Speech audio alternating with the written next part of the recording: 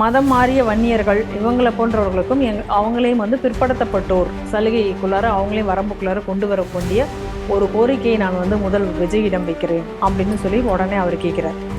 இன்றைக்கி கொடுத்தது வந்து சங்கிகள் கிடையாது, இந்த லயோலா காலேஜினுடைய முன்னாள் மாணவர், அவரும் ஒரு கிறிஸ்தவர் என்பதை நம்ம தெளிவாக முதல்ல பார்க்கணும். ஏன்னா இவங்களுக்கு என்ன அப்படின்னு சொன்னால், உடனே லயோலா காலேஜை பற்றி பேசுகிறாங்க அப்படின்னு சொன்னால் இவங்கெல்லாம் சங்கி, அதனால் லயோலா காலேஜ் இப்படித்தான் சொல்லுவாங்க அப்படின்னு சொல்லலாம். ஆனால் இதை கொடுத்தது அதுதான். இது ஒரு போலி என்கவுண்டர்னு தமிழகத்தில் எல்லாரும் பேசியதை நம்ம பார்க்குறோம். அதே நேரத்தில் அங்கே என்ன நடந்திருக்கு, அங்கே வந்த சில பத்திரிகை செய்திகள் எல்லாம் என்ன சொல்கிறது அப்படின்னா, டைகர்ஸ் ஆஃப் ஜஸ்டிஸ் அப்படின்னு சொல்லி ஒரு அமைப்பு, ஒரு வாட்ஸ்அப் அமைப்புகளுக்குள்ளே இருக்கக்கூடிய ஒரு அமைப்பு மாதிரி ஒன்று இருக்குது, அப்போ ஃப்ளோட் பண்ணுறாங்க. அப்படி அந்த இதில் வந்து என்ன ஆகுதுன்னா, அங்கே அவங்க வந்து ஒரு வைரலாக ஒரு வீடியோ ஒன்று வெளியாகிறது. அதில் என்ன சொல்லப்படுகிறது அப்படின்னு சொன்னால், கர்நாடக தமிழக பிரிவினை அதை மையப்படுத்தி தமிழர்களுக்கு எதிராக ஒரு போராட்டத்தை அங்கே வந்து உருவாக்க வேண்டும் அப்படிங்கிற மாதிரி அங்குள்ள மக்களை தூண்டுறது மாதிரியான ஒரு வீடியோவோ ரிலீஸ் ஆகி அது வைரல் ஆகிறது. ஆக்சுவலாக இவர் என்ன பண்ணியிருக்காரு அப்படின்னா, என்னடா வழக்குன்னு பார்த்தா ஒரு ரவுடித்தனம் பண்ணியிருக்காரு. சமூக வலைதளத்தில் பரவிச்சு. இவ்வளோதான் மேட்டர். இது ஏதோ வந்து இவர் மேலே அபாண்டமாக பழி சுமத்தப்பட்ட வழக்கோ, இல்லை இவர் வந்து ஏதோ நாட்டிற்காக வந்து ஒரு தியாகம் செய்து விட்டதுனால ஏதோ வித்தியாசமாக ஒரு மேலே வழக்கு போட்டோ அப்படிலாம் ஒன்றும் கிடையாது. இல்லை மக்களுக்காக ஏதாவது செஞ்சு வழக்கு வாங்கினாரா கிடையாது, அதுவும் தெரியாது. ஆனால் இவருடைய வழக்கு எதுக்குடான்னு பார்த்தா ஒரு ரவுடித்தனம் பண்ணதுக்கு ஆனால் ஒரு வழக்கு. அந்த வழக்கில் நான் ஆஜராக மாட்டேன், எனக்கு விலக்கு வேணும் எப்படி? அப்போ சட்டம்னு வர்றதும் சாதாரண மனிதனுக்கு மட்டும்தான் சட்டமா? அப்போ எம்எல்ஏ ஆகிட்டாலோ இல்லை முதல்வர் ஆகிவிட்டாலோ எம்பி ஆகிவிட்டாலோ அவங்களுக்கெல்லாம் சட்டம் இருக்காங்க. பாருங்க, பிரதமர் மோடி பேசினாராம், திமாகி பார்ட்டி அப்படின்னு சொல்லி உடனே ஒன்று உருவாக்குறாங்க. அப்போ இதெல்லாம் வந்து வேண்டுமென்றே நல்லா தயவு செஞ்சு புரிந்துக்கோங்க. இதனுடைய பின்னணி வந்து நம்ம வந்து தெளிவாக நம்ம விளங்கி கொள்ளணும். இது ஏதோ ஒரு நிகழ்ச்சி, இந்த நிகழ்ச்சியில் வந்து நாங்கள் வந்து வாங்க மாட்டோம் அப்படின்னு சொல்லிட்டு ஏதோ ஒரு இடத்துல வந்து மாணவர்கள் புறக்கணிச்சுட்டு போயிட்டாங்க அப்படின்னு பார்க்கக்கூடிய விஷயம் அந்த. அதே தான் நம்ம கவர்னர் நிகழ்ச்சியில் நடந்த விஷயங்களை பற்றி நம்ம பேசும்போது சொன்னோம், ஏதோ இங்கே ஒன்று நடந்திருக்கு, அது அப்படி ஒன்று கிடையாது, அப்படி கிடையாது. இது எல்லாத்தையுமே நீங்கள் லிங்க் பண்ணி பார்த்தீங்க அப்படின்னா எப்படிப்பட்ட ஒரு விஷ விதை என்பது இன்னைக்கு மாணவர்கள் மத்தியில் இன்னைக்கு தூவப்பட்டு கொண்டிருக்கிறது. ஜென்சி அப்படின்னு சொல்லி ஒரு பிளாக்கா அவங்கள வந்து ஒரு தனிப்பட்ட முறையில் தனியாக அவர்களை தனிமைப்படுத்தக்கூடிய ஒரு முயற்சி என்பது இங்கே நடந்து கொண்டிருக்கிறது.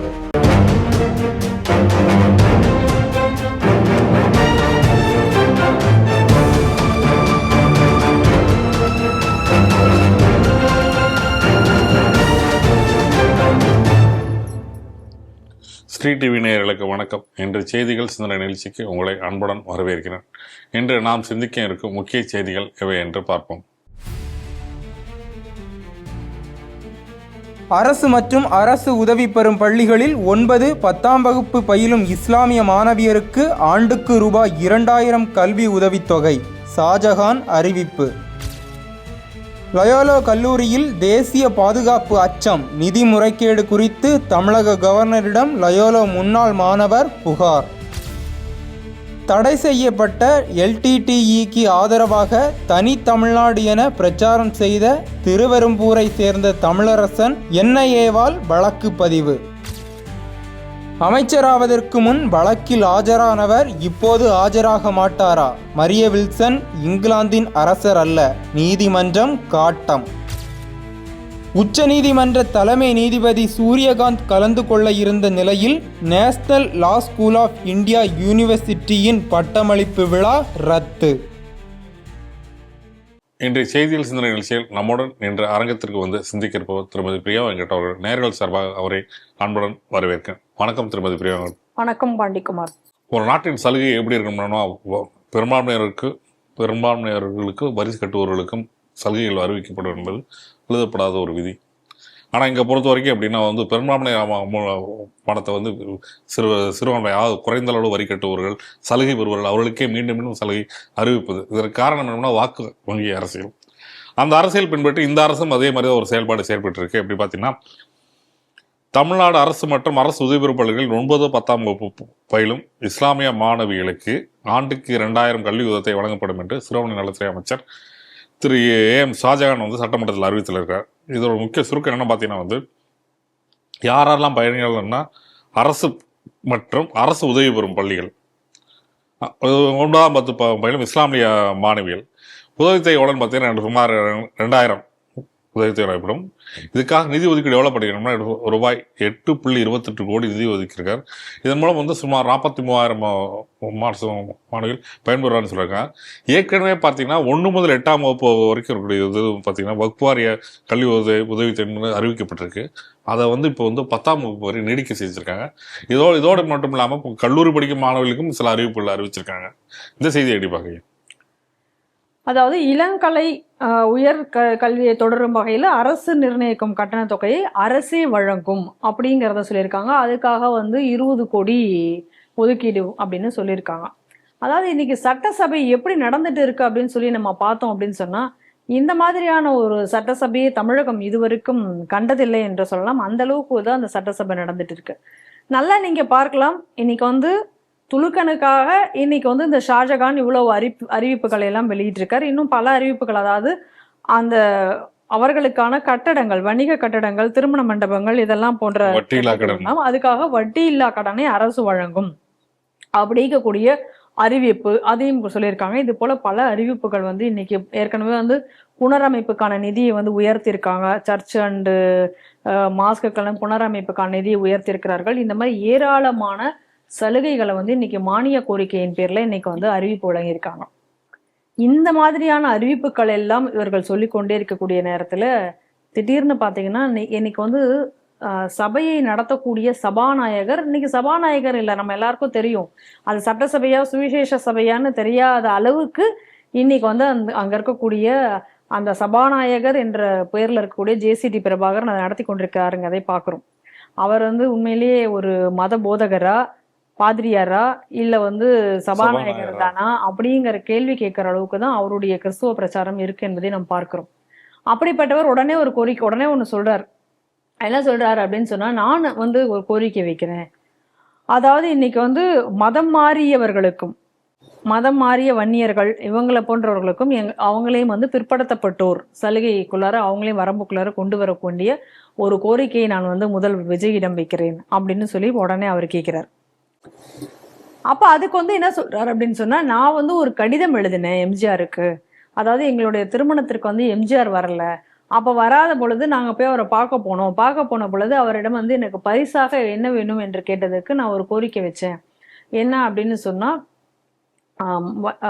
கிறிஸ்தவ மதத்திற்கு மாறிய வன்னியர்களை வந்து பிற்படுத்தப்பட்டோர் பட்டியலில் வந்து அவர்களை சேர்க்க வேண்டும் அப்படிங்கிறதுக்கான ஒரு கோரிக்கையை நான் வந்து அவர் இடத்துல வச்சேன். அதுதான் எங்களுடைய திருமண பரிசா வேணும்னு வச்சேன். பின்னர் சில மாசங்களுக்கு பிறகு வந்து அவர் அதை வந்து அறிவித்தார். முதலாக அதை வந்து அவர் அறிவித்தார் அப்படின்னு சொல்லி இவர் வந்து ஒரு பெருமையாக அதை சொல்லுகிறார். அப்ப இன்னைக்கு வந்து துலுக்கனுக்கு பேசுறதுக்கு ஷாஜகான் என்னென்ன கோரிக்கைகளை வைக்கலாம். இன்னொரு பக்கம் கிறிஸ்தவனுக்கு பேசுவதற்காக சபாநாயகரே களம் இறங்குகிறார். அதை பார்க்குறோம். அது தவிர நிறைய பேர் இருக்காங்க, நாங்கள் எல்லாம் கிறிஸ்தவர்கள் தான் அப்படின்னு சொல்லி அங்கே வந்து அது சுவிசேஷ சபையாகவே அங்கே மாற்றி நடந்துட்டு இருக்காங்க. ஜபமாலை எடுத்துட்டு போகிறது என்ன, அங்கே பைபிள் வசனங்கள் பேசுறது என்னன்னு இதுதான் நடந்துட்டு இருக்கு. நம்ம அதை பார்க்குறோம். பைபிள் மொழியில் தான் நான் பேசுவேன், அதெல்லாம் நம்ம பார்த்தாச்சு. அப்போ அந்த ரேஞ்சில் இருக்கு. ஆனால் இந்த ஹிந்துக்களுக்கென்று பேசுவதற்கு ஏதாவது ஒரு எம்எல்ஏவாவது ஹிந்துக்களுக்காக ஏதாவது பேசினாங்களா அந்த சட்டசபையில? அப்ப இன்னைக்கு ஹிந்துக்கள் தமிழகத்துல அனாதைகளாக இருக்கப்பட்டிருக்கிறார்கள். மானியம், நமக்கெல்லாம் விலைப்பட்டியல். ஏன்னா இப்ப உடனே வந்து இந்த பக்கம் பாத்தீங்க அப்படின்னு சொன்னா, அதாவது பிரசாதம் என்பதற்கான அர்த்தமே என்ன அப்படின்னு சொன்னா, அது இறைவனுக்கு படைக்கப்பட்டு அந்த அமுதை வந்து எல்லாருக்கும் வழங்க வேண்டும் என்பதுதான் பிரசாதமே. அத வந்து இவங்க விற்பாங்களாம். ஆமா, அதுக்கு விலைப்பட்டியல் வேற அறிவிச்சிருக்காங்க. அந்த விலைப்பட்டியல் எப்படின்னு பாத்தீங்கன்னா, பொங்கல் 20 ரூபா அப்படின்னா அதனுடைய அடக்க விலை 13 ரூபாயா, 7 ரூபா வந்து அதுக்கான வந்து லாபமா. அப்ப நீங்க இந்துக்கள் கிட்ட நீங்க பணத்தை வாங்குவீங்க, வியாபாரம் பண்ணி, அதாவது இந்துக்களோட கோவில் அவங்களுக்கு வர அந்த நம்பிக்கையை எல்லாத்தையும் வைத்து நீங்கள் அதை விற்பனை செய்து வியாபாரமாக்கி அந்த பணத்தெல்லாம் என்ன பண்ணுவீங்க, துலுக்க கிறிஸ்தவனுக்கு சலுகைகளாகவும் மானியமாகவும் நீங்க கொடுப்பீங்க இல்லையா? அதான் இங்க நடந்துட்டு இருக்கு தமிழகத்துல. நல்லா நீங்க பார்க்கணும். நீங்க இந்த பக்கம் வந்து அவர் வந்து அறிவிக்கிறது என்னடான்னா பிரசாதத்துக்கு விலைப்பட்டியலாம். இதுல அறநிலையத்துறையே வேற வந்து தயாரிச்சு விற்குமா. இவ்வளவு நாள் டெண்டர் கொடுத்தாங்கன்னா இன்னைக்கு இவங்களே தயாரிச்சுக்கும் போது அதை லாபத்துக்கு வேற விற்பாங்களாம். எந்த லாபம்? அறநிலையத்துறை ஏற்கனவே சொத்து பார்த்ததுல லட்சணமே வேற, இதுல சாப்பாடுல எப்படி இருக்குன்றது நமக்கு இதெல்லாம் தெரிஞ்ச விஷயம். அப்ப இந்த பணத்தையும் எடுத்து நீங்க யாருக்கு நீங்க தர போறீங்க? அவங்களுக்கு தர போறீங்க. அப்ப எந்த விதத்துலங்க இது நியாயம்? இதுதான் மதச்சார்பற்ற அரசா? எல்லா மதத்திற்கும் நாங்கள் வந்து பாகுபாடு பார்க்க மாட்டோம் என்று அரியணையில் ஏறினாரே ஜோசப் விஜய், இன்னைக்கு என்ன நடந்துகிட்டு இருக்கு தமிழகத்துல? நமக்கு ஜாதி மதம் எதுவுமே இல்லைன்னு சொல்லி பெரிய பெருமையாக வந்து சினிமா வாசனம் போல் பேசினாரு. அப்ப அந்த இது அனைத்தும் சினிமா வாசனங்களாகவே இன்னைக்கு இருக்கிறது. இங்க பாருங்க, அன்னைக்கு வந்து எம்ஜிஆர் வந்து நாடார் கிறிஸ்தவர்கள், அதாவது மதம் மாறிய நாடார் கிறிஸ்தவர்கள் நம்ம சொல்லக்கூடாது, வன்னியர் கிறிஸ்தவர்கள் நம்ம சொல்லக்கூடாது. ஜாதிங்கிறதே கிடையாது. எங்க இருந்து ஜாதி வருது? நீங்க பாருங்க, நாடார்களாக இருக்கலாம் சரி, அல்லது வன்னியர்களாக இருக்கலாம் சரி, அல்லது பறையர்களாக இருக்கலாம் சரி, எந்த சமூகத்தை சேர்ந்தவர்களாக இருந்தாலும் சரி, அவங்களுக்குன்னு சொல்லிட்டு ஒரு பாரம்பரியம் உண்டு. அந்த பாரம்பரியத்தை இவங்க ஏத்துக்க போறாங்களா? அந்த அடையாளத்தை வந்து கிறிஸ்தவன் ஏத்துப்பானா? அப்ப ஜாதி கிடையாது. உங்களுக்கு நீங்க ஏத்துக்காத போது அது எப்படி அந்த கிறிஸ்தவ நாடார் எப்படி வரும்? இல்ல கிறிஸ்தவ வன்னியர்கள்ங்கிறது எப்படி வரும்? கிடையவே கிடையாது. நீ என்ன சொல்ற, மதம் மாத்துறதுக்கு முன்னாடி எங்க மதத்துக்கு வா, எங்க மதத்துல ஜாதியே இல்லை, எங்க மதத்துல பிரிவுகளே கிடையாது, ஏற்றத்தாழ்வுகளே கிடையாது, இப்படித்தானடா சொல்லி நீ மதம் மாத்தின. அப்படி மதம் மாத்திட்டு அங்க எதுக்கு உனக்கு சலுகை வருது? அப்ப நீங்க நல்லா பாருங்க, நீ வந்து மைனாரிட்டி சலுகையும் நீங்க அனுபவிக்கணும், கிறிஸ்தவனா இருந்தாலும் துலுக்கனா இருந்தாலும். அதுக்கப்புறம் அந்த மைனாரிட்டி சலுகை அனுபவிச்சது போக இந்த பக்கம் வந்து இந்த சலுகைகளையும் நீங்க வாங்கிப்பீங்க. இது எந்த விதத்துல நியாயம்? எப்படிப்பட்ட ஓர வஞ்சனையை இன்னைக்கு நடத்தி கொண்டிருக்கிறார்கள் இந்த அரசியல்வாதிகள் என்பதை நம்ம தெளிவா நம்ம பார்க்கணுங்க. எப்படிப்பட்ட ஒரு அப்பீஸ்மெண்ட் இன்னைக்கு நாட்டில் நடந்துட்டு இருக்குன்னு பாருங்க. இது இன்னைக்கு நேற்றுக்கு நடக்கிறது இல்லை. எல்லா காலங்களிலும் இந்துக்களுக்கு சட்டத்திலும் சரி இதிலும் சரி ஓர வஞ்சனை மட்டுமே தான் நிகழ்த்தப்படுகிறது. இதுதான் நம்ம ஆரம்ப காலத்துல இருந்து நம்ம ஸ்ரீ டிவியில சொல்லிட்டே இருக்கோம். அது இன்னைக்கு தமிழகத்துல வெளிப்படையாக இன்னைக்கு நடந்துட்டு இருக்காங்க. இன்னைக்கு இவங்க இந்த கோரிக்கையெல்லாம் வச்சு இதெல்லாம் நடத்தின உடனே எஸ்டிபிஐ உடனே ஒரு அறிவிப்பு வெளிக்கிட்டான். என்னதான் இருந்தாலும் இந்த கோரிக்கையெல்லாம் பத்தாதான், இவங்களுக்கு இன்னும் கோரிக்கைகள்லாம் இருக்கா, அதெல்லாம் வேணுமா? என்னென்ன கோரிக்கை?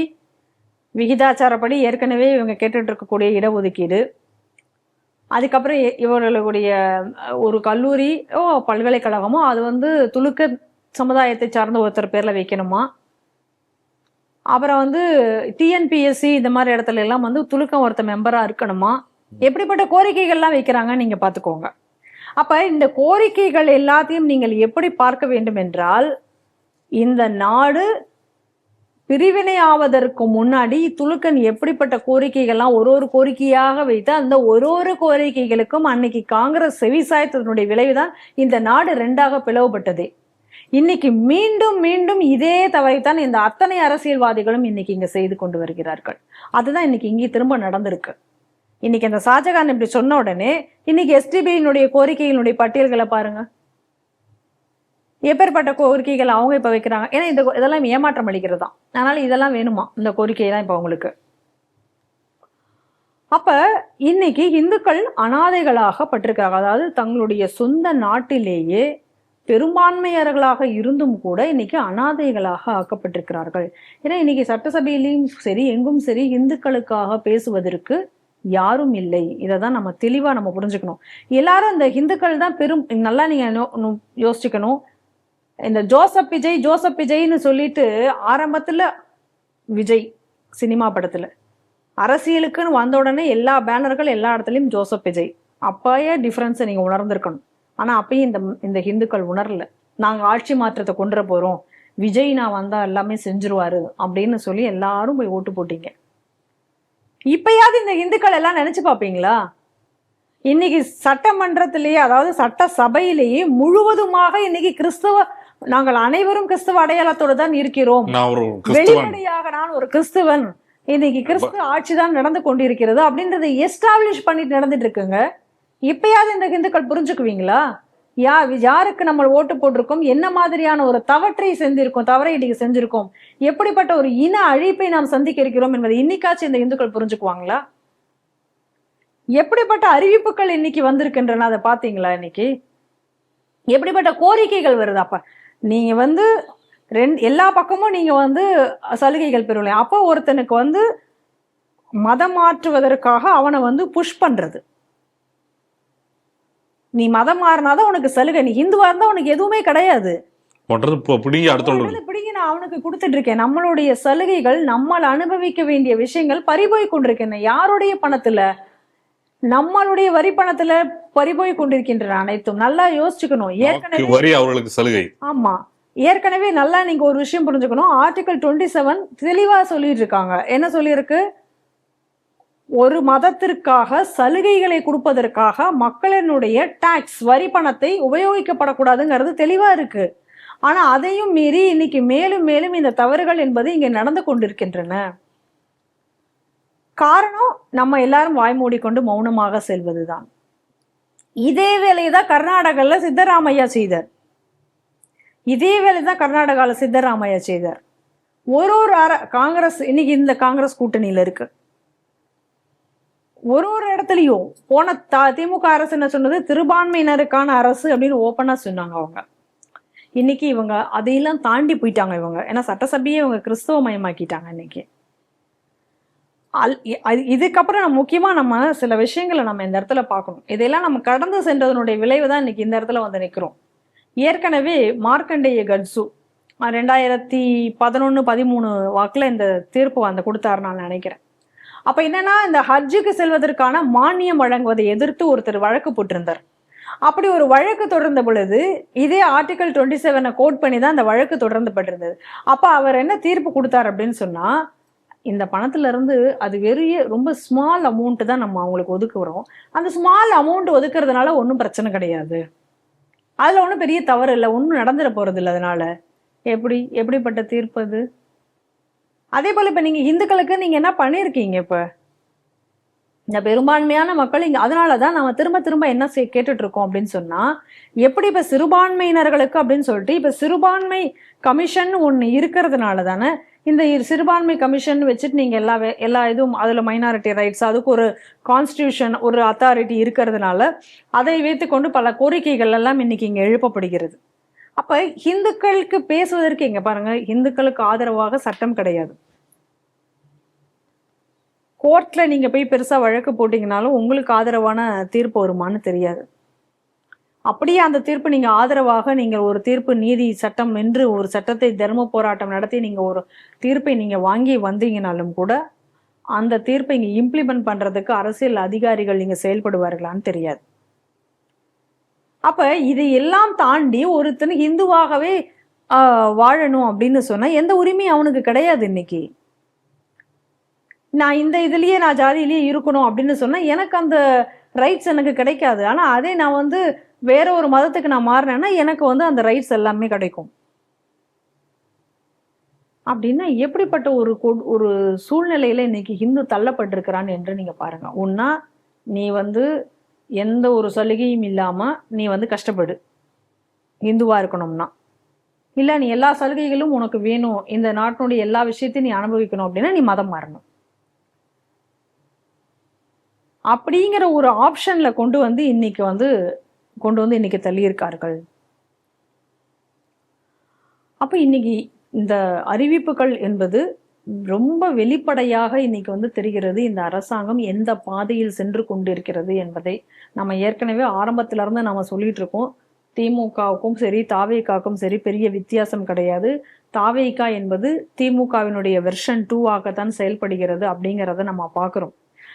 அப்ப அதனுடைய ஒரு கோணத்துல நம்ம இன்னைக்கு பார்த்தோம் அப்படி சொன்னா, இன்னைக்கு இந்த தாவேகா அரசு என்பது ஒரு பக்கம் கிறிஸ்துவ மயமாகி கொண்டு வருகிறது, எல்லாத்தையும் கிறிஸ்துவ மயமாக்கி பார்க்கிறது வேகமாக. அதே நேரத்துல இன்னொரு பக்கம் நமக்கு வந்து இந்த துலுக்கனுடைய ஆதரவும் தேவை என்பதனால இந்த பக்கம் இருக்கக்கூடிய விஷயங்களுக்கும் இவர்கள் சலுகை செய்து இந்துக்களை அனாதைகளாக விட்டிருக்கிறார்கள் அப்படிங்கிறத தான் நம்ம இந்த செய்தியில நம்ம ரொம்ப தெளிவாக நமக்கு தெரிகிறது. இனியாவது இந்துக்களினுடைய நலனுக்காக, இந்துக்களினுடைய விஷயங்களுக்காக செயல்படக்கூடிய ஒரு அரசை இந்து வாக்கு வங்கி என்று ஒன்று உருவாக்கி தேர்ந்தெடுப்பார்களா? அப்படி தேர்ந்தெடுத்தால்தான் இந்த ஹிந்து இன அழிப்பு என்பதை தவிர்க்க முடியும். இல்லைன்னா இது நிச்சயமாக தவிர்க்க முடியாததாக ஆகிவிடும். இன்னைக்கு இவர்கள் வைத்திருக்கக்கூடிய கோரிக்கைகள் என்பது, அதாவது இன்னைக்கு வைத்திருக்கக்கூடிய இந்த சலுகைகள் என்பது மிகவும் ஒரு அபாயகரமானதாகத்தான் நான் பார்க்கிறேன். இவர்களுடைய போக்கு ஒரு சரியான போக்கு அல்ல. இது முழுவதுமாக சட்டவிரோதமான ஒரு போக்கு. அன்னைக்கு எம்ஜிஆர் அதை செஞ்சார் அப்படின்னு சொல்லியிருக்காரு அப்படின்னு ஒரு குறிப்பிடார். அப்படி எம்ஜிஆர் செஞ்சிருந்தாலும் அது சட்டவிரோதம் தான் சொல்றேன். ஒரு மதத்தின் பெயரால எந்த சலுகைகளும் எப்படி ஒரு மதத்திற்கானதை செய்ய முடியாதுங்கிறத நம்ம கான்ஸ்டிடியூஷன் ரொம்ப தெளிவாக சொல்லி, இது ஒரு மதச்சார்பற்ற நாடு என்றெல்லாம் நீங்கள் சொல்லி கொண்டிருக்கும் பொழுது எப்படி ஒரு மதத்துக்கு சார்பாக நீங்க சலுகைகள் கேட்குறீங்க, எப்படி ஒரு மத சார்பாக நீங்க சலுகைகள் தருகிறீர்கள் அப்படிங்கிறது ஒரு மிகப்பெரிய ஒரு முரணான ஒரு விஷயமாக இருக்கிறது. நம்ம நாட்டில் பல விஷயங்கள் முரணாக இருக்கக்கூடியது போல இதுவும் ஒரு முரணாக இருக்கிறது. ஆனால் இவை அனைத்துமே ஹிந்து இன அழிப்பிற்கான விஷயமாகத்தான் பார்க்க வேண்டும். இனியாவது இந்துக்கள் திறந்த வேண்டும். சென்னை லயோலா கல்லூரியில் நடந்ததாக கூறப்படும் கல்வி, நிதி மற்றும் நிர்வாக முறைகேடுகள் தொடர்பாக சென்னை பல்கலைக்கழகத்தின் வேந்தரான தமிழகத்தின் சான்சலர் அப்படின்னு சொல்லப்படுனா அவர் தான் தமிழக ஆளுநர் ராஜேந்திர விஸ்வநாத் அர்லேக்கனும் புகார் அளிக்கப்படுது. யார் புகார் அளித்தார்னு பார்த்தீங்கன்னா ECA குளோபல், அதாவது எண்டிங் கிளரிசி அபியூஸ் அமைப்பெண் இந்திய பிரதிநிதி லயோலா கல்லூரியின் முன்னாள் மாணவர், அவர் ஏற்கனவே முன்னாள் மாணவர் R. ஜோசப் டி கென்னடி என்ற பேர் அவர்கள் பேர். இவர் என்ன குற்றச்சாட்டு வைக்கிறாருன்னா பார்த்தீங்கன்னா, அங்கீகாரம் இல்லாத படிப்புகள் மற்ற படிப்பில் மாணவர்கள் சேர்க்கை நடந்திருக்கு அப்படின்னு சொல்லி ஒரு குற்றச்சாட்டு வைக்கிறார். அது குறிப்பாக பார்த்தீங்கன்னா ME பிலாசபி அது மெட்ராஸ் பல்கலைக்கழகத்தில் எந்த ஒரு அங்கீகாரம் இல்லாமல் சேர்க்கப்பட்டிருக்கு. இதனால் என்ன பிரச்சனை வரும் அப்படின்னா தேசிய பாதுகாப்பு பிரச்சனை. ஏன்னா வெளிநாட்டு மாணவர்கள், உள்நாட்டு மாணவர்கள் பிரச்சனை சேர்க்கப்படும் ஒன்றும் எந்த பிரச்சனை இல்லை. வெளிநாட்டு மாணவர்கள் அனுமதியின்றி இந்த கல்வியில் சேர்க்கப்படுவது தேசிய பாதுகாப்பு ஒரு பிரச்சனையாக இருக்கும். ரெண்டாவது இன்னொரு விஷயத்தையும் அவர் சொல்றாரு. என்ன சொல்றாருன்னா, லயோலா அலுமினி ஈவெண்ட்ஸ் LLCன்ற ஒரு அமைப்பு துபாயில் ஒன்று இருக்கு. அந்த அமைப்புக்கு அதாவது அந்நிய செலவாணி மூலமாக பண பரிமாற்றம் நடப்பதாக ஒரு சந்தேகம் இருக்கிறது அப்படின்னு சொல்றாரு. இன்னொன்று சொல்றாரு, UGC மானிய குழுவோட நிதி முறைகேடு ஏற்கனவே 2021 இந்த புகார் இருக்கு. அந்த புகார் இன்னும் கிடப்பில் இருக்கு. இதெல்லாம் ஒரு விஷயம் அப்படின்னு நினைக்கிற காரணம் இன்னொரு விஷயம் பெருசா இருக்கு. இந்த கல்லூரியின் முன்னாள் மாணவர் அமைப்பு பார்த்தீங்கன்னா பாகிஸ்தான்ல இருக்கு அப்படின்னு சொல்லிட்டு அதுக்கு முன்னாடி ஆதாரத்தோட புகார் அளித்திருக்காரு. இந்த செய்தி எப்படி பாக்குறீங்க? லயோலா காலேஜ் ஏற்கனவே நம்ம பல தடவை பார்த்துட்டு இருக்கோம்.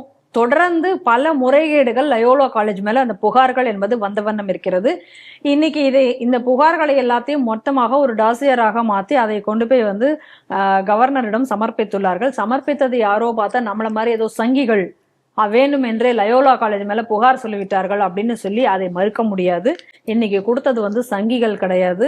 இந்த லயோலா காலேஜினுடைய முன்னாள் மாணவர், அவரும் ஒரு கிறிஸ்தவர் என்பதை நம்ம தெளிவா முதல்ல பார்க்கணும். ஏன்னா இவங்களுக்கு என்ன அப்படின்னு சொன்னா, உடனே லயோலா காலேஜை பத்தி பேசுறாங்க அப்படின்னு சொன்னா இவங்க எல்லாம் சங்கி, அதனால லயோலா காலேஜ் இப்படித்தான் சொல்லுவாங்க அப்படின்னு சொல்லலாம். ஆனா இதை கொடுத்தது அதுதான், இவர்கள் தான். ஆனா இதே லயோலா காலேஜ் மேல முன்னாடி பல புகார்கள் வந்தது. பல புகார்களை அளித்தவர்களும் கூட கிறிஸ்தவர்களாகவும் இருந்திருக்கிறார்கள் என்பதை நம்ம பார்க்கணும். ஏற்கனவே இந்த காலேஜினுடைய முதல்ல ஒரு பெரிய புகார் ஒன்று வந்தது. அது நீண்ட நாள் ஒரு சட்ட போராட்டத்தை ஒரு பெண்மணி நடத்தி கொண்டிருந்தார்கள். அவரும் ஒரு கிறிஸ்தவ பெண்மணி தான். யாருன்னு பார்த்தோம்னா ஜோசபைன் ஜெயசாந்தி அப்படிங்கக்கூடிய ஒரு அம்மா. அந்த அம்மாவுக்கு அங்க பாலியல் தொந்தரவுகள் கொடுக்கப்பட்டதாக கூறி அவர்கள் ஒரு புகாரை கொடுத்து அதற்காக பெரிய சட்ட போராட்டம் நடத்தினார்கள். அவர்களுக்கு தீர்வு கிடைப்பதற்கு இதுவரைக்கும் கூட தீர்வு கிடைச்சதான்னு தெரியாது. நீதிமன்றம் உத்தரவிட்ட பிறகும் கூட அதை லயோலா செயல்படுத்தவில்லை. அவர்களுக்கு எந்த நஷ்ட ஈடும் தரப்படவில்லை. பெரிய பெரிய போராட்டம். அந்த செய்திக்குள்ள போனா அதுவே இன்றைய நாள் முடிஞ்சிடும். அவ்வளவு பெரிய போராட்டத்தை அவர்கள் நடத்தியிருக்கிறார்கள். அதற்கு அடுத்தபடியாக பாத்தீங்கன்னா இந்த லயோலா காலேஜில் இருந்தால் இந்த ஜல்லிக்கட்டு போராட்டம் என்பது தொடங்கப்பட்டது. அப்ப அந்த ஜல்லிக்கட்டு போராட்டம் என்பது ஜல்லிக்கட்டுக்கான சட்டம் இயற்றப்பட்ட பிறகும் கூட இந்த ஜல்லிக்கட்டு போராட்டத்தை நாங்கள் தொடருவோம்னு சொல்லிட்டு அன்னைக்கு தொடர்ந்தார்கள். அது மட்டும் இல்லாம அந்த ஜல்லிக்கட்டு போராட்டத்திற்கு சம்பந்தம் இல்லாத கோஷங்கள், தேச விரோத கோஷங்கள் எழுப்பப்பட்டன. எல்லாத்தையும் நம்ம பார்த்திருக்கோம்.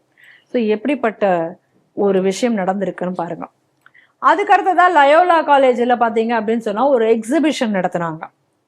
அந்த எக்ஸிபிஷன் நடத்தின போது அந்த எக்ஸிபிஷன்ல பாத்தீங்கன்னா பிரதமர் மோடி அவர்களை கேவலப்படுத்தியும், இந்திய தெய்வங்களை கேவலப்படுத்தியும், பாரத மாதா உருவப்படத்தை கேவலப்படுத்தியும் மிக மோசமாக அவர்கள் அங்கே ஒரு ஓவிய கண்காட்சியை நடத்தினார்கள். அப்படிப்பட்ட அந்த ஓவிய கண்காட்சி நடத்தப்பட்ட போதும் கூட லயோலா காலேஜ் மேல எந்த விதமான நடவடிக்கையும் எடுக்கப்படவில்லை. சரி, இதற்கு அப்புறமெல்லாம் வந்து லயோலா காலேஜ் மேல பல புகார்கள். இன்னும் சொல்ல போனா அந்த லயோலா காலேஜில் இருக்கக்கூடிய நிலைமை இன்னைக்கு வந்து மிகப்பெரிய ஒரு டிஸ்பியூட்ல தான் இருக்கு. அதை பத்தியும் இது வரைக்கும் எந்த பதிலும் கிடையாது. அடுத்ததாக லயோலா காலேஜ் மேல மிகப்பெரியதாக வைக்கப்பட்டது இந்த நீங்க சொன்ன MA philosophy course.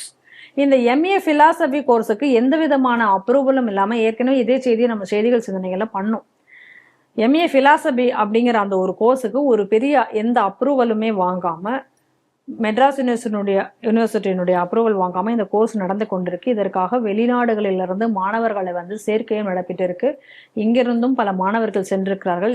In what account தெரியாது, எப்படி அந்த பணத்தை எங்கே சேர்க்கிறது என்ன பண்ணாங்கன்னு தெரியாது. இது ஏற்கனவே தேசிய மனிதவள மேம்பாட்டினுடைய விசாரணையில பெண்டிங்ல இருக்கு. இந்த செய்தி பார்க்குறோம்.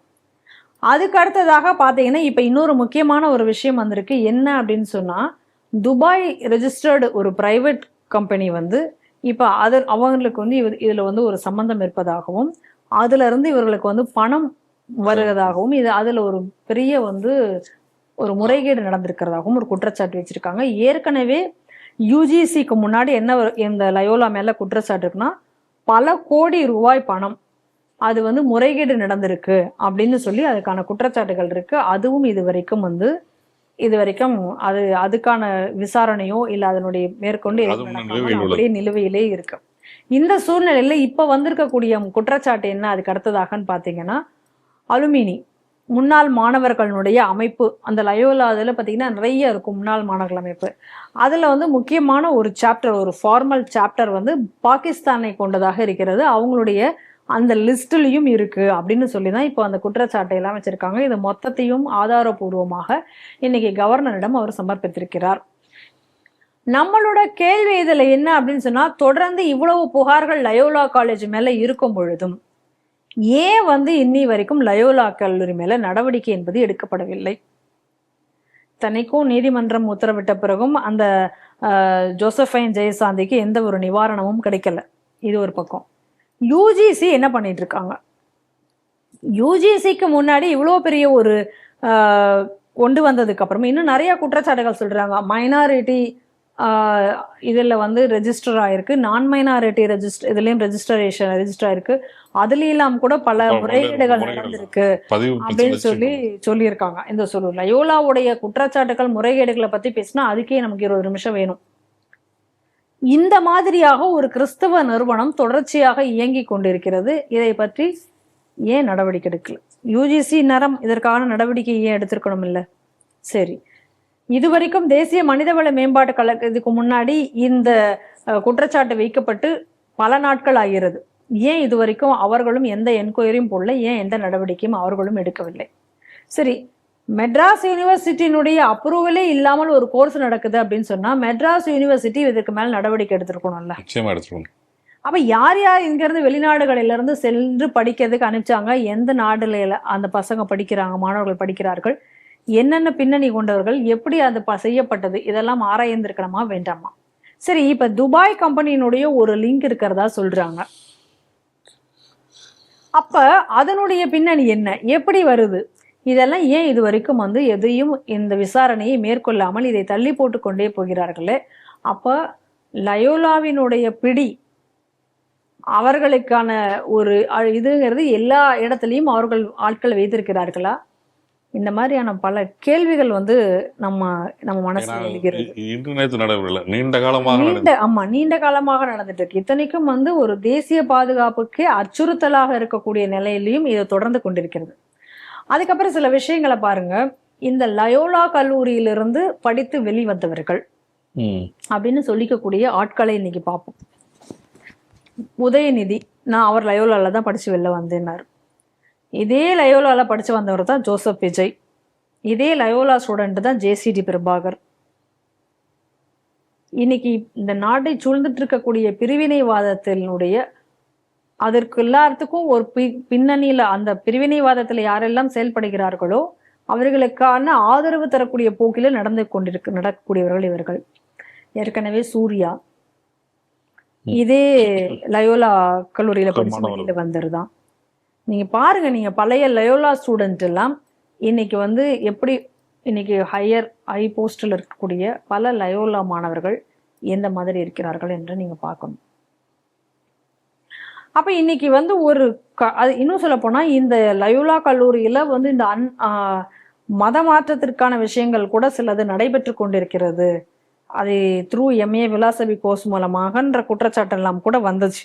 ஆனா இவ்வளவு குற்றச்சாட்டுகளை வைத்துக்கொண்டு இந்த லயோலா கல்லூரி தொடர்ந்து இயங்கலாமா? இதுதான் நம்மளுடைய கேள்வி. இப்ப இது வரைக்கும் இதற்கான பொறுப்பு என்ன இருக்கு? இப்ப மாநில அரசு இதற்கு மேல நிச்சயமா எந்த நடவடிக்கையும் எடுக்க போறது இல்ல, எடுக்க போறது கிடையாது. ஆனா இதற்கான ஒரு க்ளூ, அதாவது இதுக்கான ஒரு கீ அப்படிங்கிறது மத்திய அரசு கையில தானே இருக்கு. யூஜிசி யார் பாக்குறாங்க? மத்திய அரசு. ஏன் இவ்வளவு நாள் இதுல இருந்து களையெடுக்கப்படவில்லை?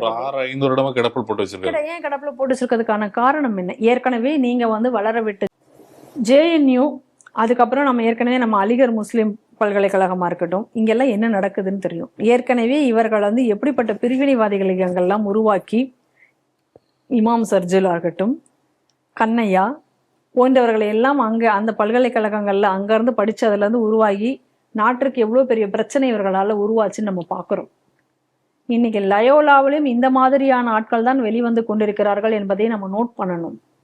இவ்வளோ இர்ரெகுலாரிட்டியோட நீங்க அப்படியே இதை நீங்க வந்து தொடர்ச்சியாக இந்த லயோலா காலேஜை நடத்துவதற்கு அனுமதிக்க வேண்டிய அவசியம் என்ன? அப்ப என்ன காரணம், இதனுடைய பின்னணி என்ன அப்படிங்கக்கூடிய ஒரு மிகப்பெரிய ஒரு கேள்வி எழுகிறது இல்ல. ஏன்னா இந்த இது வந்து ரொம்ப ஏதோ ஒரு கல்லூரி நடந்து கொண்டிருக்கிறது, இந்த கல்லூரியில் ஏதோ ஒரு குற்றச்சாட்டு, ஒரு முறைகேடு குற்றச்சாட்டு வருது அப்படின்னு இதை வந்து நீங்க தள்ளிட்டு போயிட முடியாது. தொடர்ச்சியாக ஒரு கல்லூரி மேல ஒரு இது மேல இவ்வளோ அடுக்கடுக்கான புகார்கள் தொடர்ச்சியாக இருக்கும் பொழுது மத்திய அரசு இன்னும் காலம் தாழ்த்துவது ஏன் என்ற ஒரு கேள்விதான் நமக்கு முன்னாடி எழுகிறது. இன்னைக்கு கவர்னர் இடத்துல கொண்டு போய் இவ்வளவையும் இன்னைக்கு சமர்ப்பித்திருக்கிறார்கள். ஏற்கனவே இதற்காக வந்து இவர்கள் மேல உள்ள எல்லா விஷயத்தையும் RTI போட்டு எடுத்து இதற்காக ஒரு அமைப்பு வேலையும் செய்து கொண்டு வழக்குகளையும் தொடர்ந்து கொண்டு இருக்கார்கள். ஆனா இது எல்லாமே ஒரு பயன் பெற வேணும் அப்படின்னு சொன்னா இதுக்கு வந்து மத்திய அரசு தன்னுடைய விசாரணையை விரைவாக முடுக்கி விடுதல் தான் இருக்கு. நம்மளுடைய முக்கியமான கோரிக்கை மத்திய அரசுக்கு என்ன, நம்மளுடைய குரல்கள் மத்திய அரசுக்கு எட்டுமா அப்படிங்கிறது நமக்கு தெரியாது. ஆனாலும் நம்மளுடைய கோரிக்கை என்பது என்ன அப்படின்னா, கவர்னர் இதுல உடனடியாக தலையிட்டு, ஏன்னா அவர் சான்சலர், அவர் தலையிட்டு இதுல உடனடியாக விசாரணையை முடுக்கிவிட முடியும். இதற்கான விசாரணையை முடுக்கிவிட்டு இந்த குற்றச்சாட்டுகள் உண்மையாக இருக்கும் என்பது நிரூபிக்கிறதுக்கான ஆதாரங்கள், ஆவணங்கள் எல்லாம் எடுக்கப்பட்டால் உடனடியாக லயோலா கல்லூரி என்பது சீல் வைக்கப்பட வேண்டும். ஏன்னா இந்த நாட்டை நம்ம மாணவர்களை காப்பாற்றப்பட வேண்டும் என்றால் இவை வந்து உடனடியாக சீக்கிரமாக இது செய்யப்பட வேண்டும். ஏன்னா இது மிகப்பெரிய தேசிய பாதுகாப்பிற்கும் மாணவர்களுடைய எதிர்காலத்திற்குமே அச்சுறுத்தலான விஷயம் என்பதை நாம் பார்க்க வேண்டும். திருச்சிராப்பள்ளியை சேர்ந்த ஒரு நபர் மீது சமூக வலைதளங்களின் மூலம் தடை செய்யப்பட்ட அமைப்புகளுக்கு கருத்து பரப்பியதாக NIA வழக்கு பதிவு செய்துள்ளது. குற்றஞ்சாட்டுவர் யாருன்னு பார்த்தீங்கன்னா வந்து திருச்சி திருவெரும்பூர் அகரம் நகரை சேர்ந்த சுப்பிரமணியன் என்பவரின் மகன் தமிழரசன் என்ற நாராயணன். இவர் மேலே என்ன குற்றச்சாட்டு வச்சிருக்காங்க? இன்ஸ்டாகிராமில் வந்து கிட்டத்தட்ட ஒரு 4-5 பேரில் வந்து அவர் வந்து ஒரு இன்ஸ்டாகிராம் அக்கௌண்ட் ஓப்பன் பண்ணியிருக்காரு. அதில் தடை செய்யப்பட்ட LTT மற்றும் TNLE அமைப்புகளுக்கு ஆதரவாக கருத்துக்களை பதிவு செய்து வந்திருக்கிறார். இது மட்டும் இல்லாமல் என்ன பண்ணியிருக்காரு, தமிழ்நாடு வடக்கு இலங்கையை இணைத்து வந்து ஒரு தனித்தமிழ்நாடு உருவாக்க அழைப்பு கொடுத்திருக்காரு. ரெண்டாவது வந்து தமிழ்நாடு இளைஞர் அமைப்பு என்ற புதிய அமைப்பை உருவாக்கி இளைஞர்களை வந்து பிரிவினைவாத கருத்துக்களை தூண்டியதாக இதெல்லாம் வந்து NIA கூறிய குற்றச்சாட்டுகள். அந்த அடிப்படையில் வந்து ஒரு கைது செய்யப்பட்டிருக்கார். இந்த செய்தி எப்படி பார்க்குறீங்க? தாவேகா ஆட்சி வந்ததுல இருந்தே நாம ஸ்ரீ டிவில ரொம்ப தெளிவாக சொல்லி கொண்டிருக்கிறோம். மீண்டும் வந்து LTTயை உருவாக்குவதற்கான முயற்சிகள் இங்கே நடைபெற்று கொண்டிருக்கிறது. LTTயை மீண்டும் இவர்கள் வந்து அதை மீண்டும் கட்டமைப்பதற்கான வேலைகள் என்பது நடக்க ஆரம்பித்திருக்கிறது என்பதை நம்ம எச்சரித்துக் கொண்டேதான் இருக்கிறோம். அதனுடைய ஒரு பகுதியாக தான் இந்த செய்தியை நம்ம பார்க்க வேண்டும். என்ன காரணம் அப்படின்னு சொன்னா, நீங்க பார்க்கணும், இந்த ஆட்சி வந்ததிலிருந்து முதல்ல வந்து இந்த அர்ஜுனன் ராமநாதன் ஸ்ரீலங்கானுடைய MP அப்பவே வந்து விஜய்க்கு ஆதரவாக அவன் பேசுறான். அப்படி விஜய்க்கு ஆதரவாக பேசும் பொழுது அப்ப விஜய் அவர் வைக்கக்கூடிய கோரிக்கை என்ன அப்படின்னு சொல்லி நீங்க பாத்தீங்க அப்படின்னு சொன்னா, வடக்கு, அதாவது தனி ஈழம்னு சொல்லக்கூடியது, இந்த பக்கருடைய கச்சத்தீவு, தமிழகம், இதை இணைத்து ஒரு இதா உருவாக்க வேண்டும். விஜயால் சாத்தியம் விஜயால் சாரத்தியம் அப்படின்னு சொல்லி ஏற்கனவே அந்த அர்ஜுனன் ராமநாதன் பேசினதை பார்க்குறோம். அதே அர்ஜுனன் ராமநாதன் தமிழகத்துக்கு வரார். நல்லா பார்க்கணும், டிப்ளமேட்டிக் பாஸ்போர்ட்ல வராரு. டிப்ளமேட்டிக் பாஸ்போர்ட்ல வந்துட்டு எதில் கலந்துக்கிறார்? விசிகாவினுடைய ஒரு மாநாட்டில் கலந்துட்டு, அந்த விசிகாவில் பார்த்து விடுதலை சிறுத்தைகள் தான் எங்களுக்கு வந்து இந்த விடுதலை புலிகளுக்கு மாற்றாக இன்னைக்கு இருக்கக்கூடியவர்கள் இந்த விடுதலை சிறுத்தைகள் அப்படிங்கிற கணக்கில் அவர் பேசிட்டு போனார். இங்கே தடை செய்யப்பட்ட அமைப்பான விடுதலை புலிகளை பற்றி ரெண்டாவது எந்த ஒரு அரசியலும் ஒரு டிப்ளமேட்டிக் பாஸ்போர்ட்ல வரக்கூடிய ஒரு வெளிநாட்டுக்காரர் இங்கே வந்து எந்த அரசியலும் பேசக்கூடாது என்கக்கூடிய விதியை மீறி அவர் பேசினார். ஆனால் அவர் மேலே எந்த விதமான நடவடிக்கையும் எடுக்கப்படவில்லை. அதுக்கு அடுத்ததாக பார்த்தீங்க அப்படின்னு சொன்னால் வன்னியரசு வந்து அமைச்சரான உடனேயே வைகோ வந்து அவரை பாராட்டியதாக வன்னியரசு ஒரு ட்வீட் போட்டிருந்தார். அதில் வன்னியரசு சொல்லியிருந்தது என்ன அப்படின்னு சொன்னால், இவர் வந்து வைகோ வந்து என்னை ஈழத்தினுடைய அமைச்சராக இன்னைக்கு வன்னியரசு நீங்கள் இருக்கிறீர்கள் அப்படின்னு சொல்லி அவர் வந்து போட்டிருந்தார், என்னை வாழ்த்தினார் அப்படின்னு சொல்லி இவர் ஒரு ட்வீட் போடுறார். அப்போ இதெல்லாம் வச்சு நம்ம பார்க்கும்போது நம்ம ஏற்கனவே இது எல்லாத்தையும் மையப்படுத்தி தான் நம்ம சொல்லி கொண்டிருந்தோம். இன்னைக்கு வந்து எல்டிடியை மீண்டும் இவர்கள் உருவாக்குவதற்கான சாத்தியக்கூறுகள், மீண்டும் அந்த பிரிவினைவாதத்தை இவர்கள் கையில் எடுத்துக்க தொடங்கி இருக்கிறார்கள் அப்படிங்கிற ஒரு எச்சரிக்கையை நம்ம கொடுத்துருந்தோம். அதற்கு அடுத்தப்புறம் பார்த்தீங்கன்னா இப்போ திருமா வந்து ஒரு பெரிய மாநாடு நடத்துகிறார். அவருடைய பிறந்த நாளுக்காக தமிழ் தேசிய மாநாடுங்கிற பேரில் ஒரு மாநாடு நடந்தது. அப்போ அந்த மாநாட்டை ஒட்டி ஏகப்பட்ட தீர்மானங்கள் என்பது போடப்பட்டன.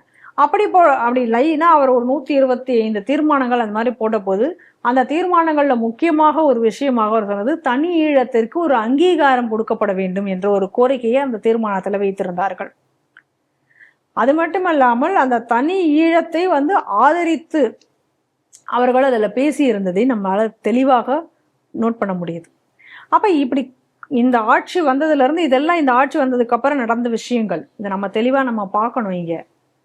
அப்ப இன்னைக்கு ஒரு ஆள் வந்து இங்கே மாற்றாரு அப்படிங்கும் பொழுது இது சம்பந்தமா எல்டிடியினுடைய கருத்துக்களை பரப்பியதற்காக இன்னைக்கு அவரை வந்து கைது செய்திருக்கிறார்கள்ங்கிறாங்க. இந்த சமயத்துல இன்னொரு விஷயத்தையும் நம்ம இதோட வந்து இணைத்து இங்க பார்க்க வேண்டியதா இருக்கு. என்ன விஷயம் அப்படின்னு சொல்லி பார்த்தோம்னா, சில நாட்களுக்கு முன்னாடி தமிழக கர்நாடக எல்லையான ஹானூர்ல வந்து ஒரு 3 பேர் சுட்டுக் கொல்லப்பட்டார்கள். என்கவுண்டர்ல 3 பேர் சுட்டுக் கொல்லப்படுகிறார்கள்.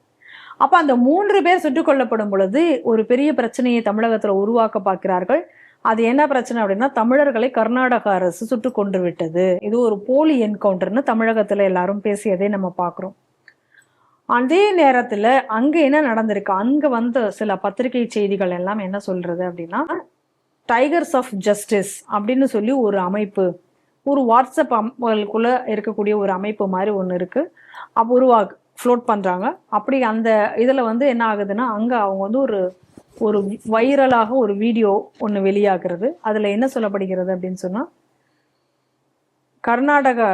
தமிழக பிரிவினை அதை மையப்படுத்தி தமிழர்களுக்கு எதிராக ஒரு போராட்டத்தை அங்க வந்து உருவாக்க வேண்டும் அப்படிங்கிற மாதிரி அங்குள்ள மக்களை தூண்டுறது மாதிரியான ஒரு வீடியோவோ ரிலீஸ் ஆகி அது வைரல் ஆகிறது. இதையெல்லாம் நம்ம பார்க்குறோம். இந்த 3 பேருக்கும் கூட அந்த எல்டிடி இதனுடைய தொடர்புகள்லாம் இருப்பதாகவும் கூட அதாவது அவர்களுடைய ஆதரவாளர் அப்படிங்கிற மாதிரியான சில செய்திகளும் வர்றதை நம்ம பார்க்குறோம். அப்போ இன்னைக்கு ரொம்ப தெளிவாக வந்து நமக்கு என்ன தெரிகிறது அப்படின்னு சொன்னா, இன்னைக்கு தமிழகம் என்பது வந்து எப்படிப்பட்ட ஒரு பிரிவினையின் பக்கம் இன்னைக்கு சென்று கொண்டிருக்கு, எந்த மாதிரியான ஒரு ஆபத்து இன்னைக்கு தமிழகத்தை சூழ்ந்து கொண்டிருக்கு அப்படிங்கிறத பார்க்குறோம். ஏன்னா இந்த அரசு வந்து எந்த விதத்துலையுமே எதுலையுமே செயல்படுவதாகவே நம்ம தெரியல. ஏன்னா ஒரு பக்கம் மிகப்பெரிய அளவில் கிறிஸ்தவமயமாக்கி கொண்டிருக்கிறார்கள் தமிழகத்தை, அது நமக்கு எல்லாருக்குமே தெளிவாக தெரிகிறது. இன்னொரு பக்கம் பார்த்தோம் அப்படின்னு சொன்னா, பிரிவினைவாத பேச்சுக்கள் அதில் அதை எதையுமே இங்க வந்து இந்த அரசு கண்டிப்பதாகவும் தெரியல, அதைக்கான எதையாவது ஒரு நடவடிக்கை எடுப்பதாகவும் நமக்கு கண்ணு முன்னாடி நமக்கு தெரியல.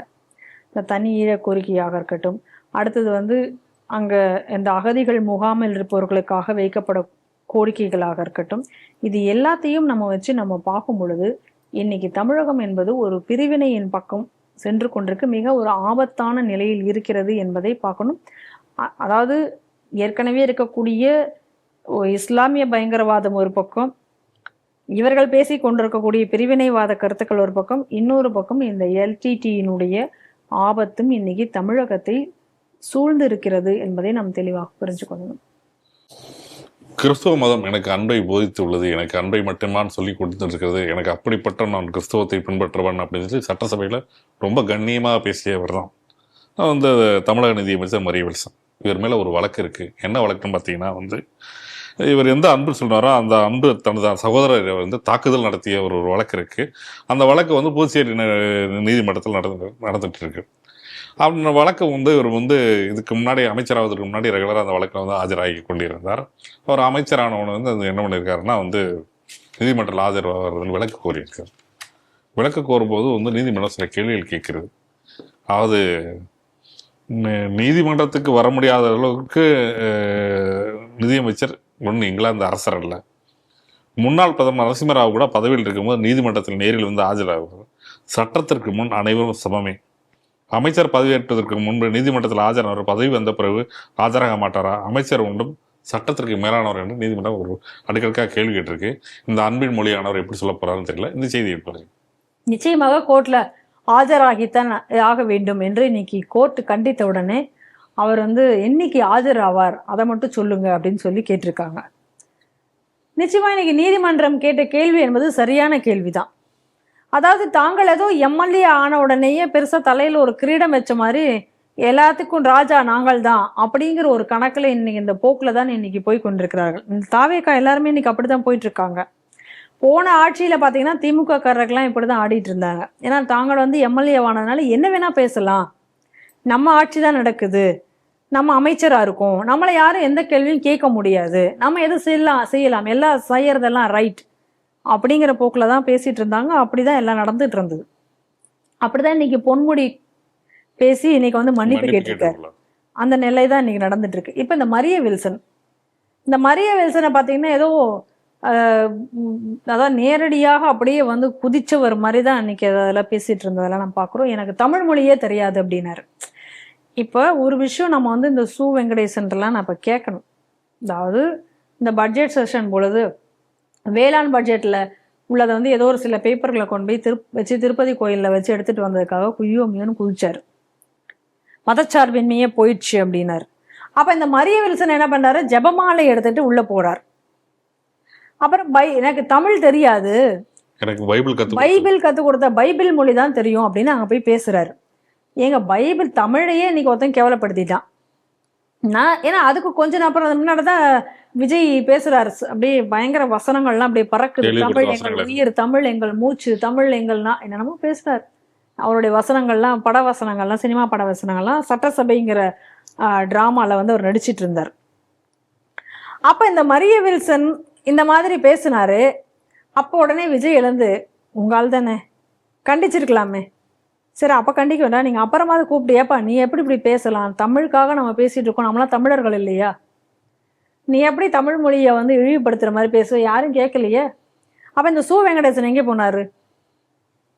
அப்ப பைபிளோட தமிழ் மொழி வந்து உங்களுக்கு இழிவாயிடுச்சா? அப்படித்தானே இப்ப இருக்கு. பேச வேண்டியதானே மதச்சார்பின்மை அப்படின்னு எங்க போச்சு? இப்ப அந்த மதச்சார்பின்மை வந்திருக்கணுமா இல்லையா? அவர் வந்து கேட்கணுமா இல்லையா? இப்ப கேட்டிருக்கணுமா இல்லையா? அவர் மதச்சார்பின்மையோடு இருக்காரு. அப்ப கிறிஸ்துவம் வரும் பொழுது கிறிஸ்தவத்தை பத்தி பேசினா அது மதச்சார்பின்மை ஆகாது. அப்ப இவனா ஒரு இந்து ஒருத்தன் கடவுள் பத்தி பேசிட்டா உடனே அது மதச்சார்பின்மைன்னு வந்துருமா? அப்ப அந்த மாதிரி எல்லாம் பேசிய ஒரு ஆள் தான் இந்த மரிய வில்சன். ஆக்சுவலா இவர் என்ன பண்ணியிருக்காரு அப்படின்னா, என்னடா வழக்குன்னு பார்த்தா ஒரு ரவுடித்தனம் பண்ணியிருக்காரு. பரவிச்சு. இவ்வளவுதான் மேட்டர். இது ஏதோ வந்து இவர் மேல அபாண்டமாக பழி சுமத்தப்பட்ட வழக்கோ, இல்ல இவர் வந்து ஏதோ நாட்டிற்காக வந்து ஒரு தியாகம் செய்து விட்டதுனால ஏதோ வித்தியாசமா ஒரு மேல வழக்கு போட்டோ அப்படிலாம் ஒண்ணும் கிடையாது. இல்ல மக்களுக்காக ஏதாவது செஞ்சு வழக்கு வாங்கினாரு அதுவும் தெரியாது. ஆனா இவருடைய வழக்கு எதுக்குடான்னு பார்த்தா ஒரு ரவுடித்தனம் பண்ணதுக்கு ஆனா ஒரு வழக்கு. அந்த வழக்குல நான் ஆஜராக மாட்டேன், எனக்கு விலக்கு வேணும். எப்படி? அப்ப சட்டம்னு வர்றதோ சாதாரண மனிதனுக்கு மட்டும்தான் சட்டமா? அப்ப எம்எல்ஏ ஆகிட்டாலோ இல்ல முதல்வர் ஆகிவிட்டாலோ எம்பி ஆகிவிட்டாலோ அவங்களுக்குலாம் சட்டம் இருக்காதா? நாங்கள் என்ன வேணால் செஞ்சுக்கலாம், சட்டத்திற்கு அப்பாற்பட்டவர்களாகிட்டோம். அதை இன்னைக்கு கோர்ட்டில் கேட்டிருக்காங்க. இவங்களாம் என்ன சட்டத்திற்கு அப்பாற்பட்ட இல்லை, ஏதோ ஒரு புனித காரியமாக செஞ்சுட்டு இன்னைக்கு வந்து நீ வழக்கில் போய் நிற்கிற? அதை தவிர இவர் வேளாங்கண்ணிக்கு இங்கேருந்து பாத யாத்திரையா கிளம்பி போனாராம். அப்போ அதான் இப்போ கோர்ட்டு கேட்டிருக்கு, எங்க இந்த பாத யாத்திரையா போனாரு, திரும்பி வரும்போது இந்த புதுச்சேரியில வந்து கோர்ட்டில் ஆஜராகிட்டு போகலாமே அப்படின்னு இப்போ கோர்ட்டு கேட்டிருக்கு. ஏன்னா கோர்ட்டு கேட்டது ரொம்ப நியாயமான விஷயம், எனக்கு ரொம்ப சந்தோஷமாக இருக்கிறது. ஏன்னா இவங்க பண்ணிக்கிட்டு இருக்கக்கூடிய ஒரு அராஜகத்துக்கும் அநியாயத்துக்கும் அளவே இல்லாமல் போயிட்டு இருக்கு. இன்னைக்கு ஏற்கனவே திமுக ஆட்சியில தான் வந்து இந்த மாதிரி எல்லாம் நடக்கிறது. அவர்கள் வந்து எதேச்சதிகாரமாக அதிகார துஷ்பிரயோகத்தை செய்து கொண்டிருக்கிறார்கள். மக்கள் வந்து அவர்களுடைய இதை வந்து தாங்கிக் கொள்ள முடியாத ஒரு சூழ்நிலை இங்க நிலவுகிறது அப்படின்னு சொல்லிதான் ஒரு ஆட்சி மாற்றம் என்பதை இங்க கொண்டு வந்தார்கள். ஆனா இந்த ஆட்சி மாறினதுக்கு அப்புறமா இங்க என்னடா நடந்துட்டு இருக்கு அப்படின்னு பார்த்தா அதே தான் நடந்துட்டு இருக்கு. போலீஸ்காரர்கிட்ட வந்து மரியாதை இல்லாமல் நடந்துக்குவதும், போலீஸ் ஸ்டேஷன்ல போய் பஞ்சாயத்து பண்றதும், நாங்க தாவேக்கா அப்படின்னு சொன்னா நாங்க என்ன வேணா செய்வோம். ஏன்னா இந்த ஆட்சி வந்த உடனே கூட நம்ம பாக்குறோம், வந்த உடனே கூட இதெல்லாம் நம்ம பார்த்தோம். தாவேக்கா, நாங்க தாவேக்காவினர், எங்களை நீ எதுவும் கேள்வி கேட்கக்கூடாது அப்படின்னு போலீஸ்காரங்கள்ட்ட சண்டை போட்டது, அதாவது டிராஃபிக் போலீஸ்கிட்ட எல்லாம் சண்டை போட்டதெல்லாம் நம்ம பாக்குறோம். அப்ப நாங்க தாவேக்காவினர் அப்படின்னா எதுவும் நீங்க அப்ப அதுக்கப்புறம் இவங்களா போய் எல்லா இடத்துக்கும் போய் நாங்க ஆய்வு பண்றோம் அப்படின்னு சொல்லிட்டு கட்சிக்காரங்கெல்லாம் கிளம்பி போன கதையெல்லாம் நம்ம பாக்குறோம். அதுக்கப்புறம் பொதுமக்களிடத்துல இருந்து பெரிய அளவு விமர்சனங்கள் வந்ததுக்கு அப்புறம் தான் இவையெல்லாம் நிறுத்தி வைக்கப்பட்டுங்க. அதனால எந்த விதத்திலேயுமே இந்த கட்சிக்கு, அதாவது திமுக ஆட்சிக்கு ஒரு மாற்றாக இந்த ஆட்சி அமையவில்லை என்பதை தான் நம்ம இன்னைக்கு பார்க்குறோம். அதனால இன்னைக்கு வந்து ஃபர்ஸ்ட் நியூஸ்லேயே செய்தியிலேயே நான் சொன்ன மாதிரி இது வந்து திமுகவினுடைய வெர்ஷன் 2 ஆட்சியாகத்தான் இன்னைக்கு வந்து தாவேக ஆட்சி இருக்கிறது அப்படின்னு சொன்னாலும் அதற்கும் ஒரு படி மேலே போய் இவங்க இன்னைக்கு பயங்கரமான ஒரு கூத்துக்களை எல்லாம் நடத்திட்டு இருக்காங்க. அதை விட ரொம்ப ஒரு கொடுமை என்ன அப்படின்னு சொல்லி பார்த்தீங்கன்னா, இந்த சட்டசபையில் நடக்கிறதெல்லாம் பார்த்தீங்கன்னு வச்சுக்கோங்களேன், அதாவது இப்படி ஒரு சட்டசபை வந்து தமிழகத்தில் இதுவரை என்றுமே நடந்திருக்காது. அந்த அளவுக்கு மோசமான ஒரு சட்டசபையாக இன்னைக்கு இருந்துட்டு இருக்கு. ரெண்டு பக்கமும் இவர்கள் பேசக்கூடிய விஷயங்களும் இவர்கள் போட்டுக்கொண்டிருக்கக்கூடிய சண்டைகளும் ரொம்ப கேவலமா இருக்கு, ரொம்ப படுகேவலமா இருக்கு. அது மட்டும் இல்லாம ஒருத்தருக்கு இன்னொருத்தங்க சலைச்சவங்க இல்லை அப்படின்னு காமிச்சுக்கிறதுக்காகவே இன்னைக்கு வந்து அங்க பேசிக் கொண்டிருக்கிறார்கள். எந்த ஒரு முறையான அலுவல்களும் நடைபெறல. பொய்யான செய்திகளை பலது வந்து அங்க சட்டசபையில வந்து பதிவு செய்யறாரு. ஒண்ணு வந்து அந்த அமைச்சர் கீர்த்தனா நேத்திக்கு அவங்க பேசும் பொழுது வந்து வாஜ்பாய் குறித்து ஒரு விஷயத்தை பேசுறாங்க, முற்றிலும் தவறான ஒரு கருத்தை வந்து அங்க பதிவு பண்றாங்க. அது ஏன்பா அப்படி பதிவு பண்ணீங்கன்னு கண்டனம் தெரிவிச்ச உடனே எனக்கு முழுசா நேரம் கிடைக்கல, அதனால நான் அறகுறையா பேசினேன் அப்படின்றாங்க. என்ன ஒரு கொடுமைன்னு தெரியல. அதை விட வந்து நாங்கள் தான் வந்து இன்னைக்கு கிறிஸ்தவ முஸ்லிம்களை வந்து போஷிப்பதில் நாங்கள் தான் சிறந்தவர்கள் அப்படின்னு காமிச்சுக்கிறதுக்காக ஆதவர்ஜுனா பேசக்கூடிய விஷயங்கள், சம்பந்தமே இல்லாம கோத்ரா கலவரத்தை வந்து அங்க பேசி, அந்த கோத்ரா கலவரம் ஏதோ வந்து வேண்டுமென்றே துலுக்கர்கள் மேல விதைக்கப்பட்டது போன்று அவர் அங்க பேசி, அதனால அதற்காக திமுகவினர் ஏன் ராஜினாமா செய்யவில்லை அப்படின்னு சொல்லி கேட்டா, அப்ப நீங்க வந்து என்ன நினைக்கிறீங்க? இங்க இது வந்து ஒரு மதச்சார்பற்ற ஒரு தன்மையிலையா இந்த ஆட்சி நடந்து கொண்டிருக்குது? மொத்த ஆட்சியுமே இன்னைக்கு வந்து ஒரு மதத்தினுடைய சாயலை பூசிக்கொண்டுதான் இன்னைக்கு இந்த ஆட்சி என்பது நடந்து கொண்டிருக்கிறது. ஒரு பிரதமர் மோடி அவர்கள் வந்து ஒரு இடத்துக்கு வந்து ஒரு ஹிந்து விசேஷங்களுக்கோ அல்லது ஒரு கோவில் திறப்பு விழாவிற்கோ இல்லை கும்பாபிஷேகத்திற்கோ அவர் போகும் பொழுது இவங்க எவ்வளவு தூரம் அதையெல்லாம் விமர்சித்தவர்கள் இன்னைக்கு இப்படி ஒரு மதத்தினுடைய சார்பாகவே அவர்கள் பேசி கொண்டிருக்கிறார்களே, இது யாரும் கண்டிக்காதது ஏன்? இதுதான் நம்மளுடைய கேள்வி. ஆரம்ப செய்தியிலும் அதே தான் என்னுடைய கேள்வி, இந்த செய்தியிலும் அதான் கேள்வி. ஆனா இன்னைக்கு வந்து இந்த மரிய வில்சன் விஷயத்துல வந்து கோர்ட் வந்து ஒரு சரியான ஒரு கேள்வியை கேட்டு இன்னைக்கு கண்டித்திருக்கிறது வந்து வரவேற்கத்தக்கது. ஏன்னா எந்த இதுல உண்மையிலேயே மரிய வில்சன் அவர்கள் மேல வந்து ஒரு குற்றம் இருப்பின், இந்த குற்றம் புரிந்துக்கு நிரூபிக்கப்பட்டால் அவருக்கு தண்டனையும் வழங்கப்பட வேண்டும் என்றுதான் நான் கேட்டுக்கொள்கிறேன். ஏன்னா அப்பதான் வந்து எம்எல்ஏன்னா நான் என்ன வேணா செய்யலாம், எம்எல்ஏவா இருக்கிறதுக்கு முன்னாடி அவர் ஆஜராவாராம், எம்எல்ஏ ஆனதுக்கு அப்புறம் நான் ஆஜராக மாட்டேன், ஏன்னா எனக்கு எல்லாமே எனக்கு இம்யூனிட்டி கிடைச்சிருச்சு அப்படின்னா அப்ப எம்எல்ஏ பதவிங்கிறது எந்த சட்டவிரோத செயல்களை செய்வதற்கும் ஒரு இம்யூனிட்டி பவரா அப்படிங்கிற கேள்வி வருது இல்லை. அதனால அவர் மேல உண்மையிலேயே குற்றம் இருக்கப்படின் அவருக்கு என்ன தண்டனையோ அந்த தண்டனை என்பதும் நிறைவேற்றப்பட வேண்டும் அப்படிங்கிறதான் நம்ம கோரிக்கை. அப்பொழுதுதான் வந்து நாளைக்கு வந்து யாருமே வந்து ஒரு குற்றம் என்பதை செய்வதற்கு துணிய மாட்டார்கள். அதனால சட்டம் தன்னுடைய கடமையை வந்து சரியாக செய்ய வேண்டும். அப்படி இல்லை அப்படின்னு சொன்னா மொத்த மாநிலமே சட்டம் ஒழுங்காற்று சீர்கெட்டு இருக்கும் என்பதில் எந்த விதத்திலையும் சந்தேகம் இல்லை. அதனால என்ன நடக்கிறது என்பதை பொறுத்திருந்து பார்ப்போம். பட்டமளிப்பு விழாவை வந்து ஒரு மாணவர்கள் வந்து புறக்கணிச்சிருக்காங்க. எங்கன்னு பார்த்தீங்கன்னா பெங்களூரில் இவர்கள் தான் நாளை வந்து சட்டத்தை பாதுகாக்கப் போகிறார்களா அப்படின்ற ஒரு கேள்வியே எழுந்துள்ளது. காரணம் என்னென்னா, இவர் தேசிய சட்ட பள்ளி பல்கலைக்கழகம் வந்து பெங்களூரில் இருக்குது. நாட்டின் முன்னணியான ஒரு பள்ளி, யூனிவர்சிட்டின்னு சொல்லலாம். இந்த யூனிவர்சிட்டிக்கு உண்டான பட்டமளிப்பு செப்டம்பர் 12 நடைபெற இருந்தது. கிட்டத்தட்ட 34வது பட்டமளிப்பு விழா நினைக்கிறேன். 34 பட்டமளிப்பு விழா.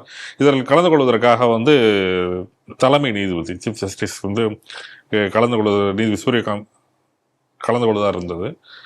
இதுக்கு கலந்து கொள்ள மாட்டோம், மாணவர்கள்லாம் புறக்கணிக்கிறோம் அப்படின்னு சொல்லியிருக்காங்க. என்ன காரணம் அப்படின்னு சொல்லி பார்த்தீங்கன்னா வந்து, ஏற்கனவே வந்து இந்த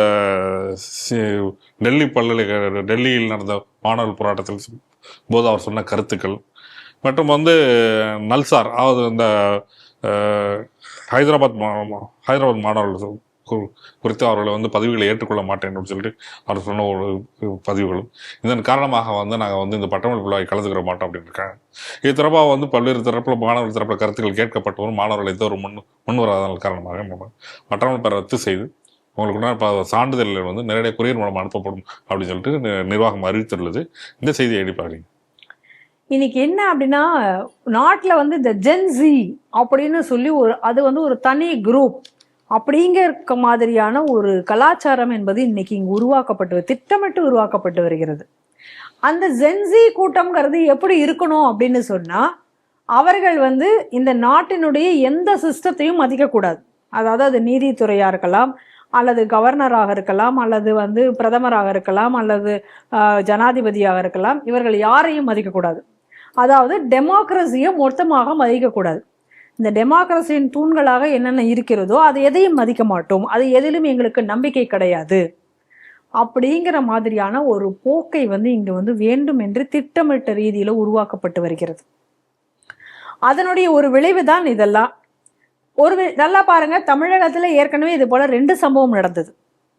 ஒரு சம்பவம் என்ன அப்படின்னு சொன்னா, நான் கவர்னர் கையால் நான் வந்து பட்டம் பெற மாட்டேன் அப்படின்னு சொல்லி அந்த அவர் கையில பட்டம் வாங்காம வேண்டுமென்று அந்த மேடையிலேயே திமுக ஒருத்தனுடைய ஆதரவாளர் மனைவி செய்த ஒரு செயலை நம்ம வந்து பார்த்தோம். அதுக்கடுத்து பார்த்தா இன்னொருத்தர் அவர் என்ன பண்ணாரு, ஸ்டாலினோட போட்டோவை எடுத்துட்டு போயிட்டு கவர்னர் கையால விருது வாங்கினதை நம்ம பார்க்குறோம். ஏன்னா இவங்களுக்கு கவர்னரை வந்து பிடிக்காதான். இது விஷயம் தான் வந்து ஒரு அமைச்சரின் மகன் வந்து கூட அண்ணாமலை வந்து பட்டம் கொடுக்கும்போது நான் அவர் கையில் வாங்க முடியாது, மெடல் கொடுக்கும்போது அவர் கையில் வாங்க முடியாது, நானே போய் இது பண்ணிக்கிறேன் அப்படின்னு சொல்லிட்டு அந்த புறக்கணித்தது. இதெல்லாம் வந்து வேண்டும் என்றே, அதாவது திட்டமிட்ட ரீதியில நீங்க வந்து அவர்களை வந்து அவமதிக்க வேண்டும், இந்த சிஸ்டத்தை எல்லாத்தையும் நான் அவமதிக்கணும், இதையும் நான் செய்ய மாட்டேன் அப்படிங்கிறதுக்கான ஒரு விஷயத்தை பண்ணுவதற்காக இன்னைக்கு வந்து உருவாக்கப்பட்ட விஷயம் தான் இந்த சிஜேபி அமைப்பு என்பது. இப்படி இவங்களால உருவாக்கப்பட்டது தான். ஏன்னா அதாவது நல்லா ரொம்ப தெளிவாக தலைமை நீதிபதி யாரை குறிப்பிட்டார் அப்படின்னு நம்ம பார்க்கணும். தலைமை நீதிபதி யாரை குறிப்பிட்டார்னா, வேண்டுமென்று இல்லாத ஒரு விஷயங்களுக்காக பொய்யாக வந்து வழக்கு போடுவது, அதற்காக நான் வந்து போய் நான் வந்து ஒரு லாயராக அதுக்காக நான் படிக்கிறது, எந்த ஒரு பெரிய இதுவும் பேக்ரவுண்டும் இல்லாம அதை போய் படிச்சுட்டு அதை வச்சுட்டு நான் ஒரு வழக்கறிஞர் அப்படிங்கிற ஒரு போர்வையில நான் வந்து இன்னைக்கு வந்து ஒரு வழக்கை போட்டு ஒரு நல்ல திட்டங்கள் நடக்குது அப்படின்னு சொன்னா அதை தடுத்து நிறுத்துறது. இன்னைக்கு தமிழகத்துல பாக்குறோம் எத்தனை திட்டங்கள் இப்படி தடுத்து நிறுத்தப்பட்டன அப்படின்னு சொல்லிட்டு பாக்குறோம். ஆனா உண்மையாக ஒரு ஆபத்து இருக்கக்கூடிய திட்டங்களுக்கு எந்த எதிர்ப்பும் இருக்கு. அதனால அதை நம்ம பார்த்தாலே டிஃபரன்ஷியேட் பண்ணாலே நமக்கு தெரியும். இந்த நாட்டினுடைய வளர்ச்சிக்கு என்னெல்லாம் இருக்கிறதோ அந்த வளர்ச்சியை தடுக்கும் விதமாக உள்ள திட்டங்களுக்கு எல்லாத்துக்கும் வேண்டும் என்றே அதை எதிர்த்து வந்து சுற்றுப்புற சூழல் அப்படின்னு சொல்லி போய் வழக்கு போடுறது, இப்படி பல விஷயங்கள் நீங்க நடக்கின்றன. அது மட்டும் இல்லாம போலியாக பல லா கல்லூரிகள் நடந்துட்டு இருக்கு அப்படிங்கிறத காசு கொடுத்து இன்னைக்கு லாயர் ஆயிடுறாங்க. இந்த மாதிரி உள்ள ஆட்களை தான் அவர் வந்து சொன்னார். எந்த ஒரு சட்டத்திட்டமே தெரியாமல் அடிப்படை விஷயங்கள் தெரியாமல் வருகிறார்கள். இவங்களெல்லாம் எப்படி நாளைக்கு வந்து பிற்காலத்துல ஒரு நீதிபதியாக மாற்ற முடியும், ஜட்ஜாக மாற்ற, இந்த ஒரு விஷயத்தை அடிப்படையில அவர் சொன்னார். ஆனா இந்த அடிப்படை விஷயம் அவர் சொன்னது இவர்களுக்கு புரிந்திருக்காதுன்னு நினைக்கிறீங்கன்னா? தெளிவாவே புரிஞ்சிருக்கும்.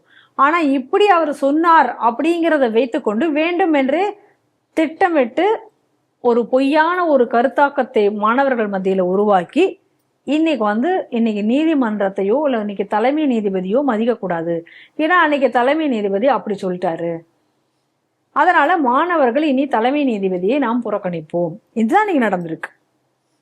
அப்ப நீங்க நல்லா யோசிச்சு பாருங்க. அதாவது நம்ம நாட்டை பொறுத்த வரைக்கும் எப்படி, அதாவது எத்திக்ஸ்னு ஒண்ணு இருந்துச்சு. அதாவது சட்டம்லாம் ஒரு பக்கம் இருக்கட்டுங்க, இந்த சட்டத்தை பிரகாரம் இவர்களை மதிக்கணும், இவங்களை நம்ம இது பண்ணணுங்கிற ஒரு பக்கம் இருக்கட்டுங்க.